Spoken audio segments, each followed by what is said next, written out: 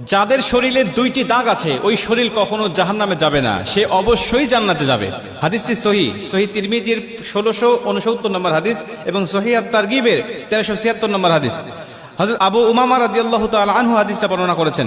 রাসূল সাল্লাল্লাহু আলাইহি ওয়াসাল্লাম বলেন, যাদের শরীরে দুইটা দাগ আছে এবং যাদের শরীর থেকে 2 ফোঁটা তরল পদার্থ নির্গত হয় ওই শরীর কখনো জাহান্নামে যাবে না, সে অবশ্যই জান্নাতে যাবে এবং আল্লাহ পাকের কাছে এই শরীরটা সবচেয়ে প্রিয় শরীর। রাসূল সাল্লাল্লাহু আলাইহি ওয়াসাল্লাম বলেন, 1 নম্বর দাগ হলো যে ব্যক্তি জিহাদের ময়দানে আল্লাহকে খুশি করার জন্য, আল্লাহর দ্বীন কায়েম করার জন্য অথবা আল্লাহর সন্তুষ্টির জন্য যে ব্যক্তি বাতিলের মোকাবেলা করতে গিয়ে শত্রু পক্ষের আঘাতে তার শরীরে ছোট্ট একটা দাগও যদি বসে যায়, এই দাগটা কিয়ামতের ময়দানে সুপারিশ করে বা এই দাগটা থাকার কারণে কিয়ামতের ময়দানে আল্লাহ পাক তাকে জান্নাতে দিয়ে দিবে। নবীজি সাল্লাল্লাহু আলাইহি ওয়াসাল্লাম বলেন, 2 নম্বরে ফরজ ইবাদত সমূহের কোন একটি দাগ যদি তার শরীরে দেখা যায়, যেমন নামাজ পড়তে পড়তে সেজদা দিতে দিতে